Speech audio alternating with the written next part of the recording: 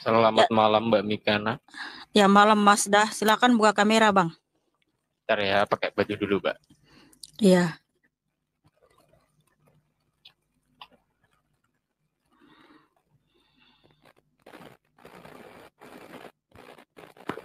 Halo Mbak Mikana. Ya, halo juga Mas Dah. Ini mau tanya nih Mbak Mikana ya. Situ kan ada tuh judulnya Yesus adalah Allah. Ya, Berarti silakan. Yesus Tuhan ya Mbak ya. Betul, Tuhan dan Allah. Itu yang mengakui Alkitab atau Mbak Mikana sendiri ya? Seluruh nabi-nabi dan para rasul yang mengakui Yesus itu Tuhan dan Allah, dan juga yang mereka dengar firman dari Tuhan Yesus, sehingga mereka tulis dalam Alkitab. Dan ketika saya membaca, saya percaya. Ketika saya percaya, saya mengalami mujizat dan juga perjumpaan pribadi dengan Tuhan Yesus. Oh Mbak Mikana berarti bertemu sendiri dengan Tuhan Yesus. Iya, kita sudah mengalami perjumpaan dengan Tuhan Yesus. Di mana itu Mbak? Di dalam kehidupan kita sehari-hari. Contohnya? Makasih Kak Beatrix, makasih Taher. Banyak mujizat yang saya alami dalam kehidupan saya, dan juga betul banyak mujizat. Mbak ya? Iya. Waduh, udah setara sama Nabi berarti Mbak. Bukan, Tuhan Yesus yang memberikan saya mujizat, ya. Kemudian jika saya melakukan kesalahan, Tuhan Yesus pasti menegur saya. Berarti Mbak Mikana nih termasuk orang yang lurus Mbak ya? Kita akan bertobat setiap hari, saudaraku. Karena Tuhan Yesus berfirman, Wahyu 3:19, barang Wahyu siapa berapa? aku kasih, Wahyu 3:19, barang siapa aku kasihi, ia kutegur dan kuhajar. Karena itu relakanlah hatimu dan bertobatlah. Kamu mau lihat ayatnya di situ? Boleh. Silakan, Coba silakan. berapa, Pak? Ya, Wahyu berapa? Wahyu 3 ayat 19. Iya, bacanya gimana itu, Pak? Coba. Wahyu 3 ayat 19. Barang siapa kukasihi, ia kutegur dan kuhajar. Karena itu relakanlah hatimu dan bertobatlah. Ya, berarti kalau melakukan kesalahan selalu ditegur ya sama Yesus ya. Karena kita anak-anaknya yang dikasihi. Sama seperti gini, orang tua mana yang tidak menegur anaknya kalau anaknya melakukan kesalahan? Justru kalau dia tidak menegur anaknya ketika melakukan kesalahan, berarti itu orang tua yang jahat. Masa anaknya melakukan kesalahan dia nggak tegur? Berarti kan dia membuat anaknya menjadi lebih buruk lagi dari awalnya karena tidak ada teguran. Nah, karena berarti ahli surga ya? Bukan ahli surga, saya anak Tuhan Yesus, saya anak surga. Udah positif masuk surga berarti ya? Positif, sesuai dengan janji dan juga pemberian Tuhan Yesus. Oh iya dong. Oh ini karena Tuhan Yesus ya? Karena Tuhan Yesus berfirman seperti ini, bentar. Karena Tuhan Yesus berfirman ya, Yohanes 10 ayat 28, Aku memberikan hidup kekal kepada mereka dan mereka pasti tidak binasa dan tidak seorang pun merebut mereka dari tanganku. Kemudian Tuhan berfirman di Yohanes 11 ayat 25, Akulah kebangkitan dan hidup. Barang siapa percaya kepadaku, ia tetap hidup sekalipun ia mati. Jadi kalau kita mati itu langsung ke Firdaus. Kemudian di Yohanes 8:12, Akulah terang dunia. Barang siapa percaya kepadaku, ia tetap berada dalam terang hidup, tidak berjalan dalam kegelapan. Roma 8 ayat 1 sampai 2, orang yang hidup dalam Kristus tidak akan kena api neraka atau penghukuman. Dan Yohanes 1 ayat 12, barang siapa percaya kepada Tuhan Yesus diberi kuasa menjadi anak-anak Allah. Anak-anak Allah pasti udah masuk surga dong. Oke. Mbak Mikana, itu Yesus itu mengakui sebagai Tuhan atau dianggap Tuhan itu sejak kapan Mbak Mikana? Tuhan Yesus itu bukan dianggap Tuhan ya. Kalau dianggap artinya belum pasti dia Tuhan, itu kalau dianggap. Nah, Tuhan Yesus berfirman di Yohanes 17 ayat 5, sebelum dunia ini ada, kemuliaanku sudah ada. Artinya dia adalah Allah yang ada dalam kekekalan. Dia tidak diciptakan, tapi dialah pencipta. Dia sudah ada sejak dalam kekekalan melingkupi segala sesuatu. Nah, terus yang di Yohanes 17 ayat 3 itu maksudnya gimana, Mbak? Yohanes 17 ayat 3, kalau kita lihat di dalam original teksnya ya, inilah hidup yang kekal itu, bahwa mereka mengenal Engkau, satu-satunya Allah yang benar, Yesus Kristus yang diutus. Berarti Jadi Yesus utusan dong. utusan dengan diutus berbeda. Jadi kalau kita lihat di dalam bahasa aslinya itu, di situ bukan pempo tapi apestilas. Apestilas itu adalah dikirim atau diutus. Pempo itu messenger atau utusan. Jadi Tuhan Yesus bukan utusan, tetapi dia mengutus dirinya sendiri datang ke dunia. Ketika dia berkenosis menjadi manusia, itu namanya diutus, karena dia datang dari sorga. Dia datang dari sorga turun ke dunia, ya, menyatakan diri kepada manusia, itu baru namanya diutus. Bukan pengertian Inilah seperti hidup yang kekal itu, ya kan? Yaitu bahwa mereka mengenal Engkau. Engkau di sini maksudnya siapa, Mbak? Iya. Mengenal Engkau, ya kan? Iya. Satu-satunya keilahian Tuhan Yesus. Keilahian Tuhan Yesus. Iya. Berarti Yesus sendiri punya keilahian. Ya, dia kan ilahi. Nah, terus dia berarti dia itu mengutus dirinya sendiri gitu. Iya, betul. Maksud dari kata utus itu apa sih, Mbak? Utus kalau di saya situ kan taunya utus itu kan, utusan itu kan suruhan gitu kan. Iya. Bisa diartikan gitu, Mbak ya. Berarti Yesus menyuruh utusan dirinya ya, sendiri utusan gitu. ya, utusan ya. Kalau diutus itu bukan suruhan. Suruh, ya kan? Diutus dengan utusan dalam Alkitab itu berbeda. Nah, Tuhan Yesus itu diutus, bukan utusan. Diutus maksudnya ketika dia berkenosis datang menjadi manusia. Ya, di Filipi 2 ayat 6 sampai 8. Bahasa yang simpel aja, Kak. Maksud dari genosis itu apa gitu kan?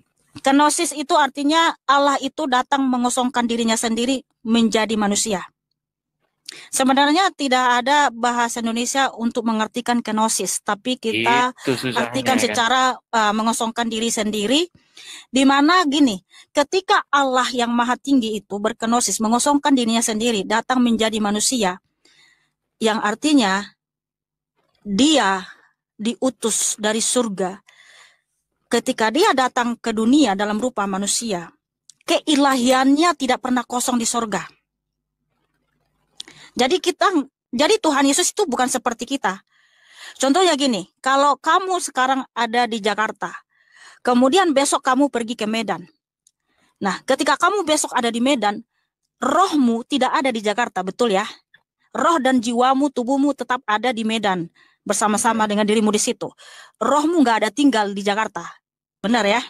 Karena rohmu bukan Allah yang maha hadir, bukan yang maha hadir ya. Nah, kalau Tuhan Yesus kan dia adalah Allah yang roh itu. Ya, Yohanes 4 ayat 24, Allah itu adalah roh. Nah, ketika Allah yang roh itu menyatakan dirinya dalam rupa manusia, datang ke dunia, keilahiannya atau eksistensinya yang roh itu tidak pernah kosong gitu loh. Tidak pernah jadi hilang di surga maupun di mana-mana. Jadi roh itu tetap masih ada gitu. Roh itu masih tetap melingkupi segala sesuatu. Dia mengosongkan diri, ya kan? Dia ini kan logikanya ini. Yesus kan di surga, ya kan? Turun ke bumi. Nah, posisi yang di atas itu siapa berarti, kan? Iya, dia kan dirinya sendiri juga. Berarti ada dua dong. Enggak ada dua, gini ya. Sebenarnya mohon maaf ya, tidak ada yang bisa menggambarkan. Kita tidak akan pernah bisa menjelaskan keilahian Tuhan Yesus dengan sempurna, karena keilahian Tuhan Yesus itu adalah Allah yang maha besar, nggak bisa di bawah logika kita yang kecil ini ya. Tapi saya kasih analogi. Oh iya dong, masa Tuhan bisa di bawah logika kamu? Bisa? Enggak, maksudnya kan dalam konsep yang simpel aja gitu loh. Enak, iya, maksudnya mudah dipahami itu gimana gitu loh. Konsep ketuhanannya Mbak Mikana itu kayak gimana, yang simpel aja gitu loh. Ya, yang simpel aja. Artinya Tuhan Yesus mampu datang ke dunia dalam rupa manusia, di mana dia juga tetap ada di mana-mana dalam waktu yang bersamaan. Dalam rupa manusia itu berarti jadi manusia gitu kan? Iya, ha-ha. Iya, berarti kan ilahi yang di atas terus turun sebagai manusia. Yang kata Mbak Mikana tadi kan genosida ya? Bukan genosida, Bang. Aduh, genosida. Kenosis. Genosis. Oh ya, genosis atau mengosongkan Kenosis, diri. ya, menguntungkan diri sendiri. Contoh kayak Pak Jokowi ya kan, pergi ke Surabaya. Berarti kan yang di Jakarta kan kosong gitu tuh. Iya, kita manusia kan nggak bisa ada di waktu yang bersamaan dimanapun karena kita bukan maha hadir. Kalau Tuhan Yesus itu maha hadir, dia bisa ada di surga dalam waktu yang bersamaan, juga ada di surga, ada di bumi, ada di mana-mana. Itu tuh Yesus itu nama atau gelar atau apa sebenarnya, Mbak? Yesus Kristus itu proper name-nya, Allah Tuhan itu gelarnya. Oh, gelar. Berarti gini ya kalau di logikakan ya. Ya tadi ya turun ke bumi. Berarti kan Yesus itu menciptakan manusia untuk melahirkan manusia. Atau gimana? Tuhan Yesus posisi itu, saat itu ya, menciptakan manusia. Tuhan Yesus itulah yang membentuk manusia sejak dalam kandungan. Yesaya 44 ayat 24. Membentuk manusia sejak dalam kandungan. Iya, Tuhan Yesus yang membentuk manusia. Itu Bunda Maria itu sudah menyadari atau belum? Kalau yang dikandungnya itu adalah Tuhan.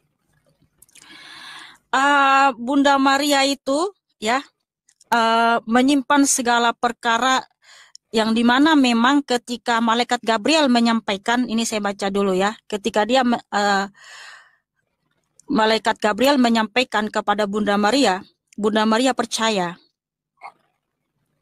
Oke, kita baca dulu ya, dan juga ini adalah bulan Natal.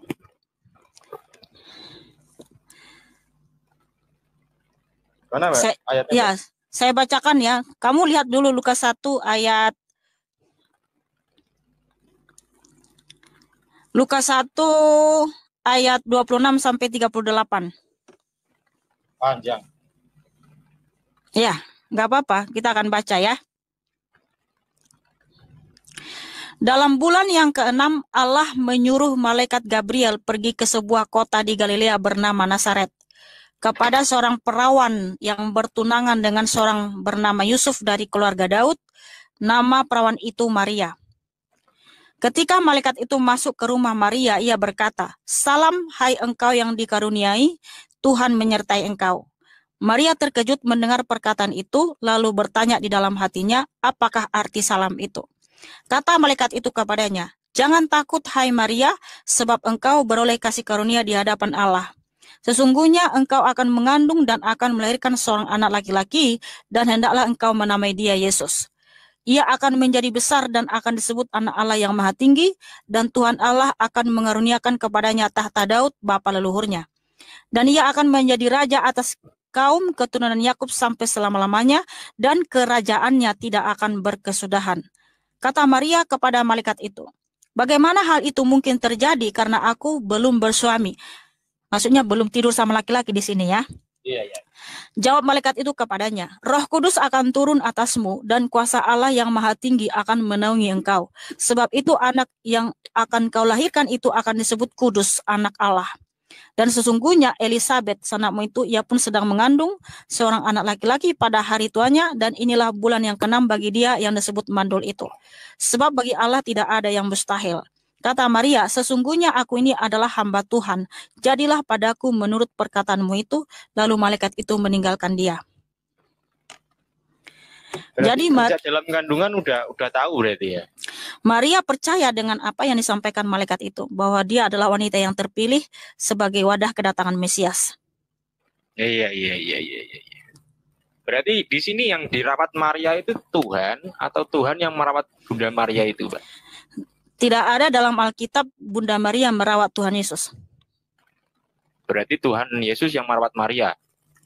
Tuhan Yesus yang memberikan keselamatan kekal kepada Bunda Maria. Makanya Bunda Maria itu menyanyikan lagu pujian di Lukas 1 ayat 46 sampai 50. Maria berkata seperti ini ya, menyanyikan lagu pujian memuji memuliakan Tuhan Yesus. Lalu kata Maria, jiwaku memuliakan Tuhan dan hatiku bergembira karena Allah juru selamatku. Sebab ia telah memperhatikan kerendahan hambanya. Sesungguhnya mulai dari sekarang segala keturunan akan menyebut aku berbahagia. Karena yang Maha Kuasa telah melakukan perbuatan besar kepadaku dan namanya adalah kudus.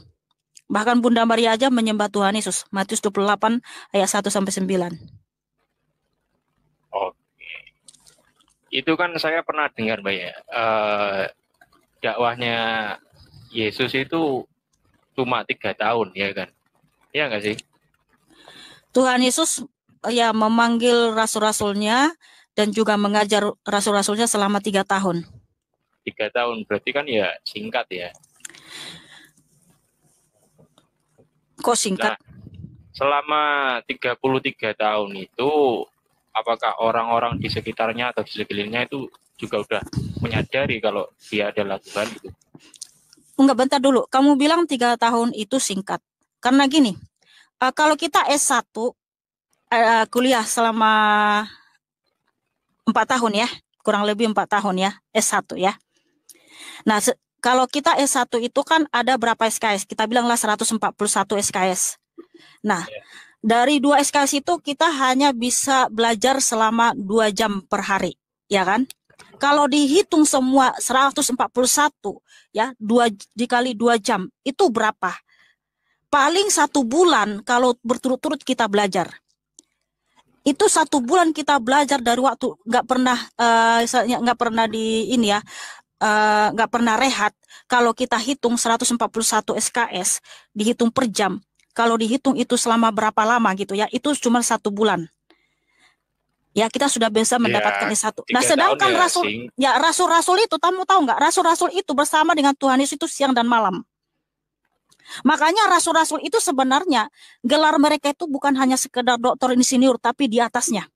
Sebab mereka itu selama 3 tahun sama Tuhan Yesus siang dan malam. Jadi kalau dihitung SKS-nya rasul-rasul itu udah berapa gitu selama 3 tahun itu loh. Ya 3 tahun itu kan singkat dibandingkan Belanda jajah Indonesia, Mbak. Oke, kalau Belanda yang menjajah Indonesia itu kenapa kamu bandingkan ke situ? Kita sekarang kan tentang pengajaran. Iya, pengajaran yang diberikan Tuhan Yesus kepada rasul-rasulnya. Iya, kan ada hari kebangkitan Isa Al-Masih itu, Mbak ya. Kenapa kalau di kalender nggak ditulisi kebangkitan Yesus Kristus gitu aja? Loh, kamu ketinggalan berita ya? Sekarang kan sudah mau diganti itu. Bahwa pemerintah telah mengganti hari libur nasional istilah Isa Al-Masih menjadi Yesus Kristus. Oh, udah mau diganti dah? Udah diganti, Bang. Waduh, kamu itu ketinggalan berita kamu itu. Makanya kebanyakan ingat-ingat Belanda kamu ini. Jarang update.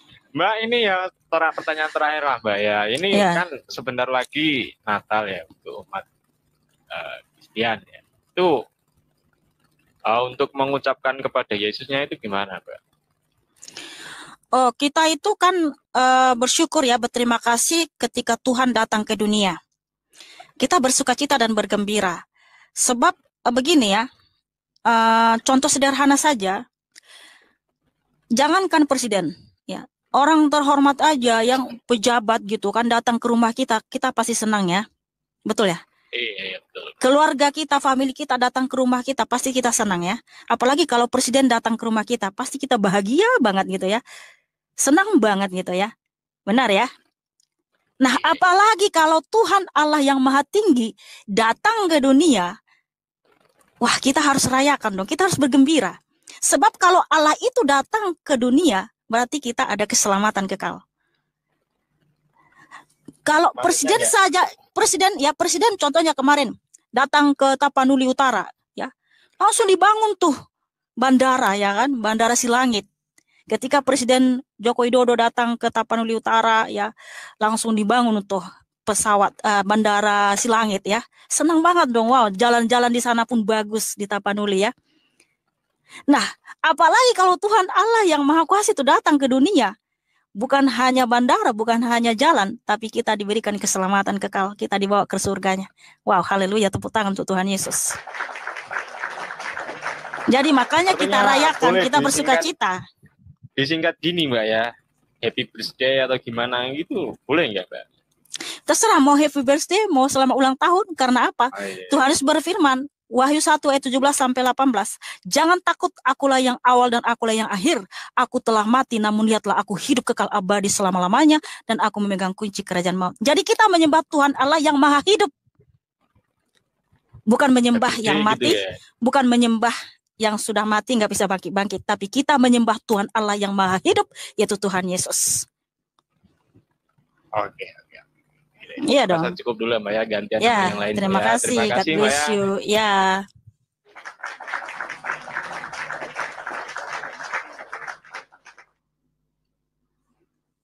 Kita menyembah Tuhan Allah yang hidup ya, yang pernah mati lalu bangkit, hidup kekal abadi selama-lamanya.